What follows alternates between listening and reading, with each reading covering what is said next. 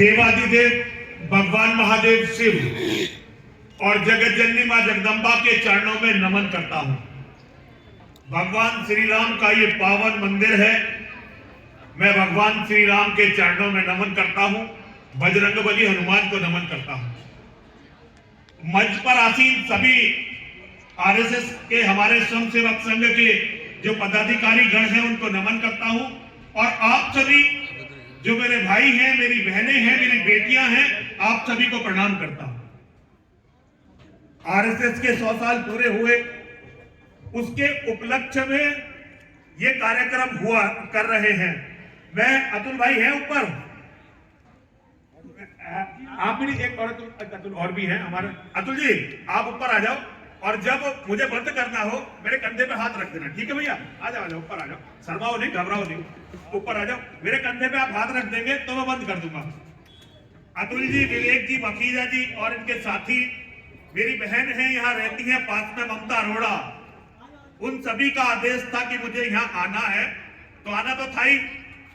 मैंने इन्हें मना भी किया था कि मुझे मत बुलाइए, लेकिन इन्होंने कहा कि नहीं आपको आना ही है।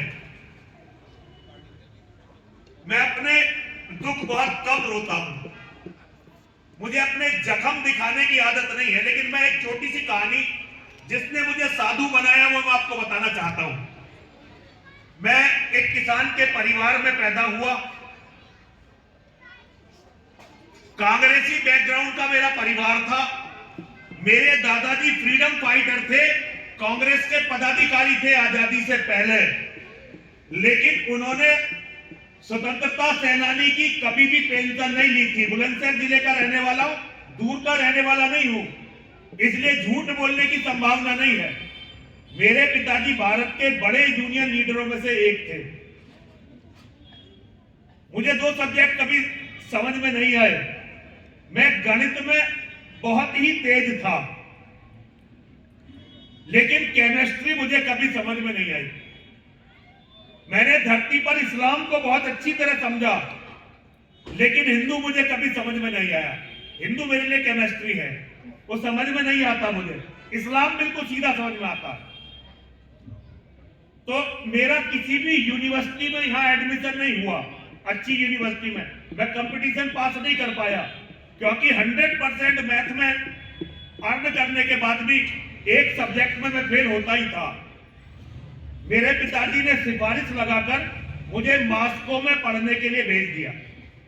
1994 में मैंने एमटेक कर लिया। उसके बाद थोड़े दिन मैंने लंदन में काम किया। हम 2 भाई थे, हमारी माताजी बीमार थी, दोनों भाई हम बाहर रहते थे। तय हुआ कि एक आदमी भारत आएगा और वो परिवार के साथ रहेगा। मैं बड़ा था, मैं भारत आ गया। जब मैं यहां आया तो मेरा एक ही उद्देश्य था, खूब पैसे कमाना, एमपी बनना और फिर पैसे कमाना। मैं अपने पिताजी की सिद्धांतवादिता से, बाबा जी की सिद्धांतवादिता से बहुत थका हुआ। और रूस में रहकर हम दोनों भाइयों ने थोड़ा बहुत पैसा देख लिया। जब बिजनेस किया, लंदन में रहे, थोड़ा पैसा देख लिया, तो हमें इतना अहंकार आया मन में कि ये जो चलते हैं ना लोग सड़कों पे, ये कीड़े मकोड़े होते हैं। और हमें शौक लगा 5 स्टार होटलों में रहने का और हवाई जहाज से चलने का। जब हवाई जहाज के बिना चलना पड़ता था, बड़ा मन ऐसा लगता था बड़ा मर के जा रहे हैं। उस समय गाड़ियां भी इतनी सारी नहीं हुआ करती थी जितनी अब है। अचानक मेरे सामने एक लड़की आई, एक बच्ची मेरे सामने आई।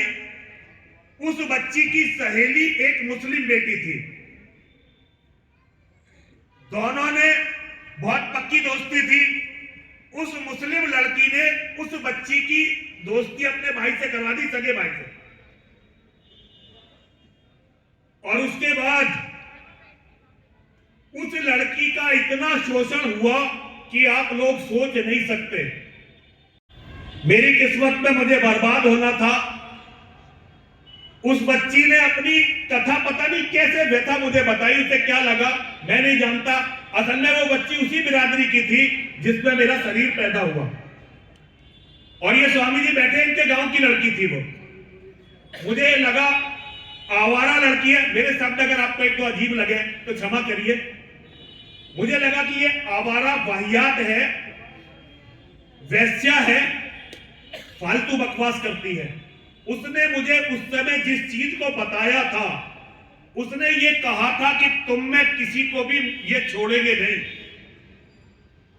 जिहाद करेंगे, तुम में से किसी को छोड़ेंगे नहीं। और हमारे तो क्योंकि मुसलमान भाई बहुत दोस्त थे, हमारे तो पारिवारिक संबंध मुसलमानों में बहुत ज्यादा थे, तो हमें लगा ये वाहियात औरत है, लड़की है, झूठ बोलती है, वैश्या है और अपना दोस्त बेचारे मुसलमानों पर थोप रही है। मैंने गंभीरता से नहीं लिया। एक दिन मुझे पता चला कि उस लड़की ने आत्महत्या कर दी।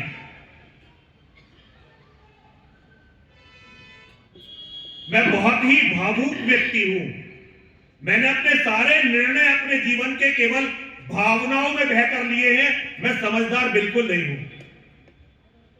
मुझे उस बच्ची की एक एक बात याद आई और मैंने समझने का प्रयास किया उस बच्ची की बात को, उसकी समस्याओं को, उसकी मृत्यु के बाद। आज अपने जीवन के अंतिम समय में मैं आपको यह बता सकता हूं कि मैं उसे यह समझता हूं कि पिछले जन्म की वो मेरी अपनी बेटी थी जो मुझे जगाने के लिए आई थी। और उसने मुझे तब बताया था कि ये एक भी औरत को नहीं छोड़ेंगे, ये जिहाद करेंगे और आपका कुछ भी नहीं बचने वाला, क्योंकि उनके गिरोह बहुत ही संगठित थे और वो अपने साथ हिंदुओं को भी मिलाकर रखते थे। और ऐसी वो अकेली लड़की नहीं थी। 96-97 में कम से कम 300 350 लड़कियां उस एक गिरोह ने गाजियाबाद के शंभुदयाल डिग्री कॉलेज में फंसा रखी थी। तब 96-97 में 30 साल होने वाले हैं इस बात को। मैंने उनकी किताबों का अध्ययन किया। उनकी किताबों का अध्ययन करने के बाद मुझे यह पता चला, मैंने देखा इतनी वाहियात किताब ये किसी धर्म की नहीं हो सकती। और मुझे लगा भाई, हमने आज तक अपनी गीता नहीं पढ़ी, हमने आज तक अपनी रामायण नहीं पढ़ी, जैसे हम अपने धर्म ग्रंथों को नहीं जानते, ये हमारे इतने अच्छे मुसलमान भाई हैं, ये भी इन बकवास पे विश्वास नहीं करते होंगे। लेकिन दिमाग ने कहा हो सकता है भाई, पता कर, हो सकता है जानते भी हो। तो मैं मस्जिदों में गया और मैं मदरसों में गया। 3 साल तक मैं मस्जिदों और मदरसों की खाक छानता रहा। मेरे परिवार के लोगों को यह लगने लगा कि हो सकता है ये मुसलमान बन जाए। मेरे पिताजी ने मेरे चाचाओं से कहा कि भाई ये लड़का हाथ से निकल गया, हो सकता है ये किसी औरत के चक्कर में मुसलमान बन रहा हो। भाई अगर ये मुसलमान बने उससे पहले इसका कत्ल कर दो।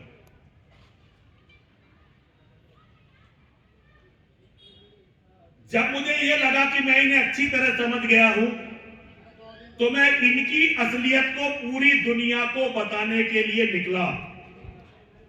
और मेरी ये यात्रा, उसका एक पड़ाव हुआ दिल्ली में। दिल्ली में एक राजनीतिज्ञ थे, आरएसएस के प्रचारक रहे, विश्व हिंदू परिषद के यहां दिल्ली के कर्ता धर्ता रहे। हमारे आलोक जी भी उनके शिष्य थे। उनका नाम था बैकुंठलाल शर्मा प्रेम सिंह शेर। और मैंने अपना बहुत जीवन का हिस्सा उनके साथ निकाला है। मैं अकेला व्यक्ति हूं जो बैकुंठलाल शर्मा प्रेम जी के दर्द को और उनकी पीड़ा को यहां जलाए हुए हूं अपने सीने में। उन्होंने मुझे भारत पाकिस्तान के विभाजन में जो हुआ वो सारी गाथाएं बतलाई। उन्होंने मुझे बताया कि वो सियालकोट के रहने वाले थे और लाहौर में उनकी सबसे ज्यादा रिश्तेदारियां थी। उनका कहना यह था कि लाहौर के व्यापारियों के सामने दिल्ली के व्यापारी तो कुछ थे ही नहीं। देखो, मुझे नहीं पता, ना तो मैं दिल्ली के व्यापारियों को जानता और ना ही मैंने कभी लाहौर देखा, लेकिन यहां बहुत सारे बुजुर्ग होंगे जो बैकुंठलाल शर्मा प्रेम सिंह शेर जी को जानते होंगे, क्योंकि वो इसी क्षेत्र के 2 बार सांसद रहे। तो उनका यह कहना था कि लाहौर के जैसा शहर तो भाई बसा ही कोई नहीं। और सियालकोट में वो बताते थे ऐसे ऐसे व्यापारी रहते थे जिनके घरों में सोना बरसता था। एक दिन लगा, उनका नंगा नाच हुआ और सब कुछ बर्बाद हो गया। एक दिन लगा कि मदरसों और मस्जिदों में जो मैं सीख के आया हूं वो बिल्कुल सच है, और मैं गुरुजी का शिष्य हूं।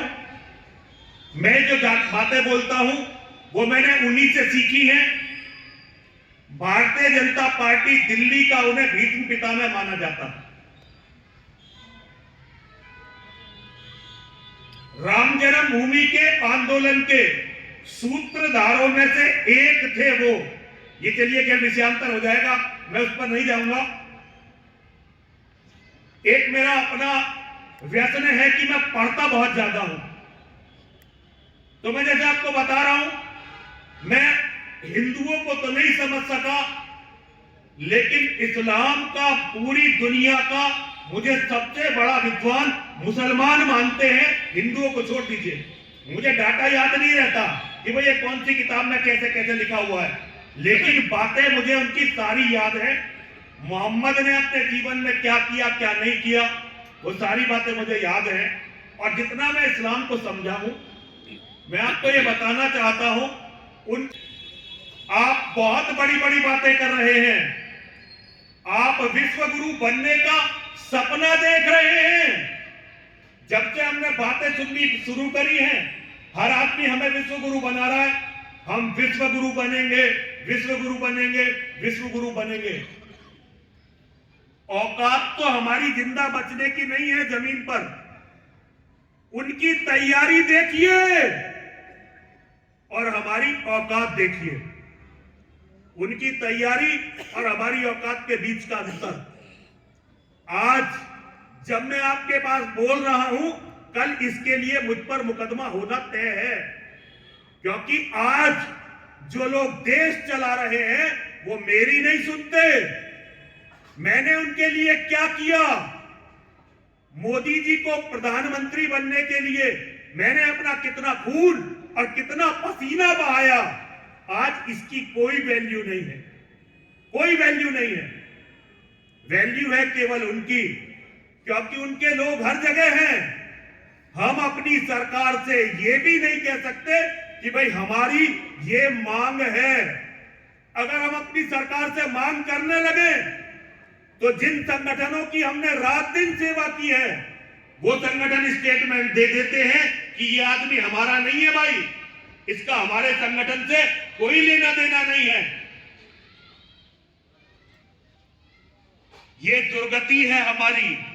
हमारे घरों में एक बच्चा है, एक बेटा, एक बेटी, और इसके बारे में उनका तय है बेटी को पटा लो, बेटे। हमारे पास कोई योजना है इससे बचने की? आज से 30 साल पहले जब मैं मस्जिदों में जाता था, मदरसों में जाता था, तो उनके पास केवल एक विषय होता था कि दुनिया को मुसलमान कैसे बनाया जाए। हम लोग अपनी सभाओं में उनका नाम लेने में भी डरते हैं। मैं बहुत सारे हिंदुओं के नाम पे होने वाले सम्मेलनों में जाता हूं। जो आज की सबसे बड़ी समस्या है उसके बारे में हम चर्चा नहीं कर सकते। हम चर्चा करते हुए डरते हैं कि कोई सुन ना ले और नाराज ना हो जाए। हमारी सबसे बड़ी समस्या है उनकी बढ़ती हुई भयानक आबादी और हमारे खाली होते हुए घर। ये हमारी सबसे बड़ी समस्या है। अगले केवल कुछ ही सालों में जिस दिन वो 30% हो गए वोट में, उस दिन ये देश, ये भारत माता आपकी नहीं रहेगी।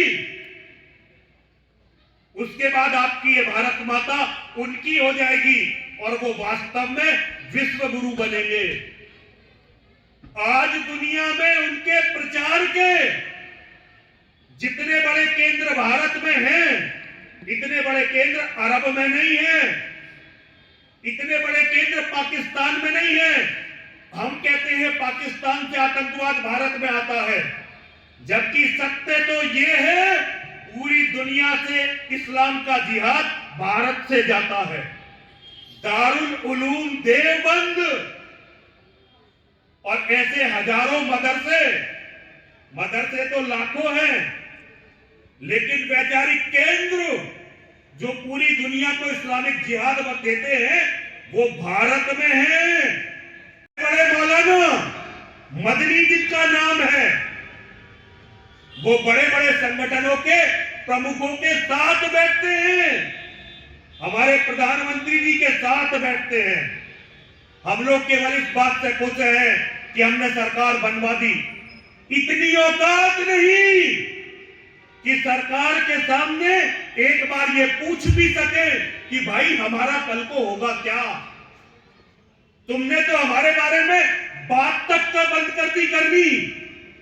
इतना साहस नहीं है हम में, और वो अपने हिसाब से कोई भी निर्णय सरकार से करवा लेते हैं। सरकार ने CAA नागरिकता का जो ये कानून बनाया, सरकार इसको जमीन पे उतार नहीं सकी क्योंकि वो बैठ गए, सरकार डर गई। हम लोग सिर पटक पटक कर भी मर जाए, सरकार से अपनी एक बात नहीं मनवा सके।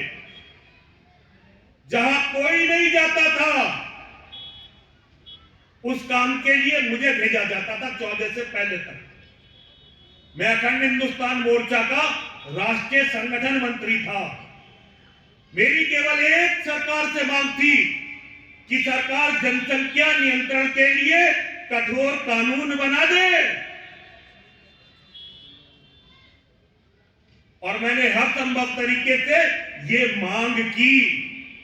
जितने भी लोगों ने जनसंख्या के लिए आंदोलन चलाया, चाहे वो सुदर्शन चैनल वाले सुरेश चौहान जी हो या जनसंख्या फाउंडेशन हो, इन सब ने हमारे बाद आंदोलन चलाए हैं। मैं वैसे आंदोलन का आदमी नहीं हूं। मेरा सपना था, है और हमेशा रहेगा। मैं सन्यासी अपनी इच्छा से नहीं बना। जब उत्तर प्रदेश में मुलायम सिंह यादव की सरकार थी, उस सरकार ने रोज मेरे घर में पुलिस छापा मारती थी।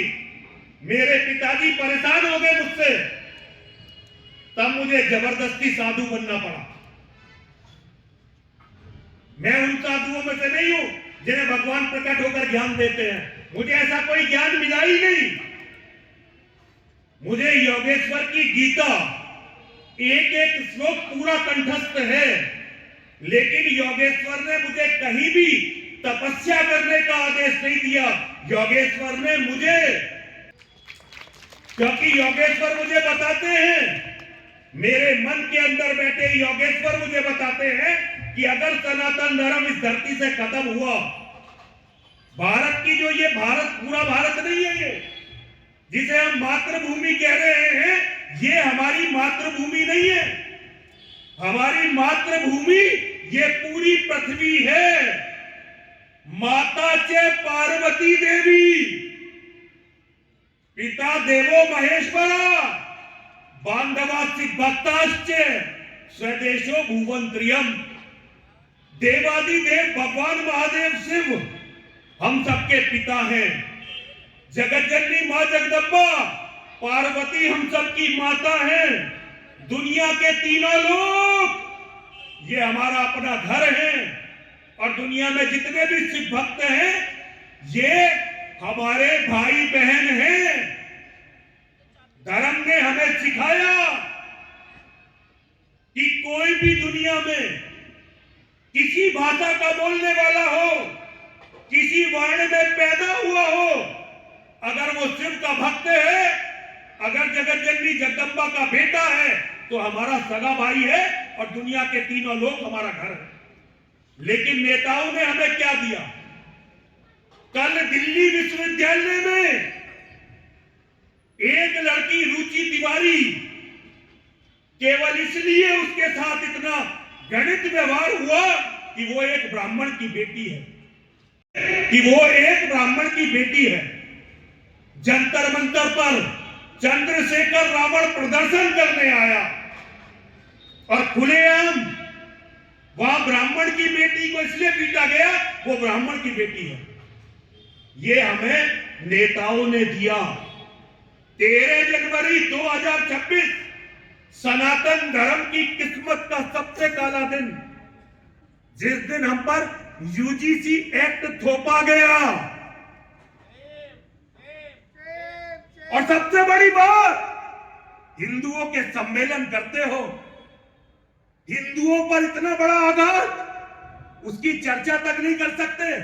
कहीं डूब के मरने के लिए तुम्हें जगह है या नहीं है? अपने आप को हिंदुओं का संगठन बताते हो, अपने आप को हिंदुओं का बाबा बताते हो, हिंदुओं के पैसे पर, हिंदुओं के दान पर जीवित रहते हो, लेकिन हिंदुओं की असली समस्याओं की चर्चा तक नहीं कर सकते। 6 बिरादरियां, ब्राह्मण, क्षत्रिय, वैश्य, कायस्थ, भूमिहार और पंजाबी खत्री, पंजाब के वो लोग जो आरक्षण में नहीं आते, उन लोगों को यह बता दिया गया कि 5000 साल से हम उन लोगों का खून पी रहे हैं जो इस देश में 90% है। वैसे हम इतने कम भी नहीं है। और यूनिवर्सिटी में ऐसे नियम बना दिए कि अब 6 इन बिरादरियों का कोई बच्चा अगले 10 साल में यूनिवर्सिटी में आपको मिलेगा नहीं। और हिंदुओं के नाम पे जीवित रहने वाले लोग इसके बारे में बोल नहीं रहे। सरकार हिंदुओं को जाति पर बांट रही है, मरवाने की तैयारी कर रही है, और सरकार बनाने वाले संगठन हिंदू सम्मेलन कर रहे हैं और कोई बोलने वाला नहीं है। क्या मानसिक गुलाम हो तुम? तुम्हारी बेटी है निशाने पर। आज तक इस देश में मुसलमानों ने वो नहीं किया। आजादी के बाद कभी किसी हिंदू पत्रकार के साथ, महिला के साथ, जो कल दिल्ली विश्वविद्यालय में हुआ, लेकिन आप लोग विरोध भी नहीं कर पा रहे, बोल भी नहीं पा रहे। आज किसी दूसरे ब्राह्मण की बेटी है, हमारी 6 बिरादरियों की बेटियां, मैंने कभी बिरादरीवाद की बात नहीं की, लेकिन 13 जनवरी के बाद मैं सो नहीं पाया ठीक से। ठीक है, आज तुम इन 6 बिरादरियों की बेटियों को बेइज्जत करवा लो, टारगेट करवा लो। पीछे मुसलमानों की बढ़ती हुई जनसंख्या तुम सबकी औकात बताएगी। ये खेल जो आप लोग खेल रहे हैं, ये बहुत दिनों तक नहीं चलेगा। सत्ता इस बार नहीं आने वाली। कुछ भी कर लो, सत्ता केवल एक तरह से आएगी कि सारे मुसलमान तुम्हें वोट दे दे और सारे वो लोग SC ST वाले तुम्हें वोट दे दे। ये होने वाला नहीं है।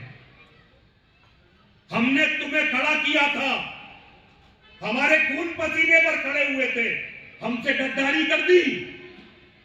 दुनिया में सबसे बड़ा पाप अपने लोगों के साथ विश्वासघात है।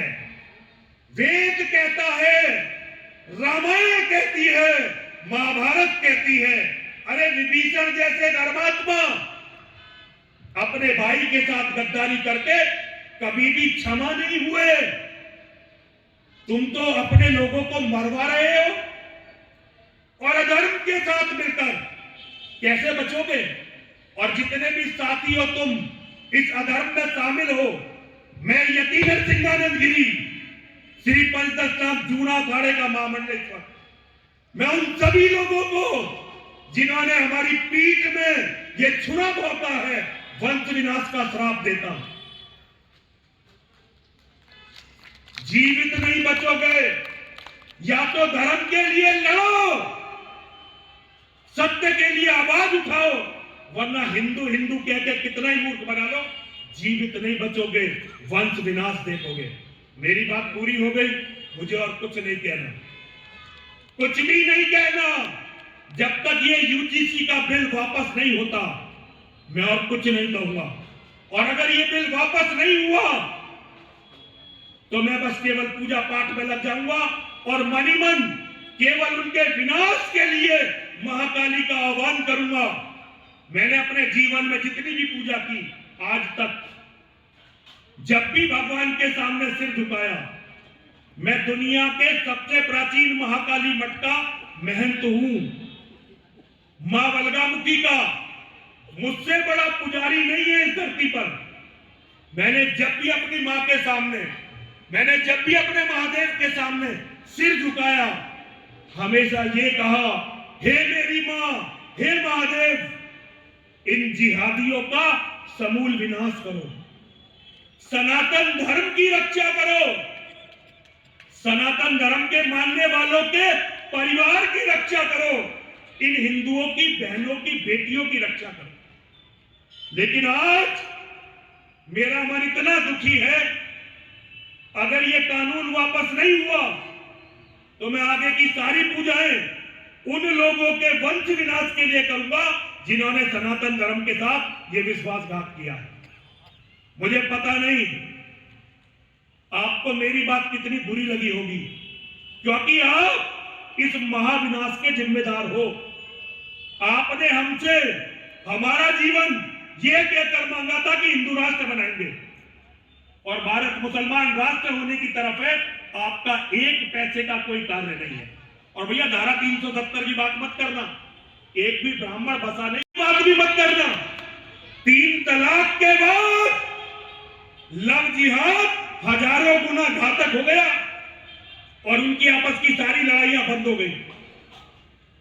और भैया राम मंदिर की बात बिल्कुल मत करना, लिख के रखो।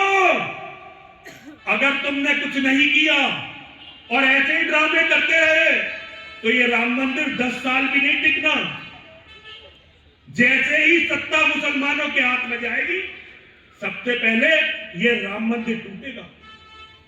भाई तुम्हारा दिल दिखा हो तो क्षमा करना, मेरा काम तुम्हारा दिल दुखाना नहीं है। मैं उन साधुओं में से नहीं हूं जिन्हें जगत गुरु बनना है, जिन्हें मठ संभालने हैं, जिन्हें मंदिर संभालने हैं। मुझे केवल अपने धर्म के लिए लड़ते हुए मरना है और कुछ भी नहीं करना। मैं अपने धर्म के लिए लड़ूंगा और लड़ता हुआ मारा जाऊंगा। मैं फिर जन्म लूंगा, मैं फिर लड़ूंगा और फिर मारा जाऊंगा। इस गंदगी को तो मैं साफ कर दूंगा। ये जो कहते हैं ना कि दुनिया में केवल हम ही हम होंगे, इनकी तो मेरी जिम्मेदारी है। लेकिन अगर तुम इस पाप में शामिल रहे तो तुम्हें सबको इसकी कीमत चुकानी पड़ेगी। हर हर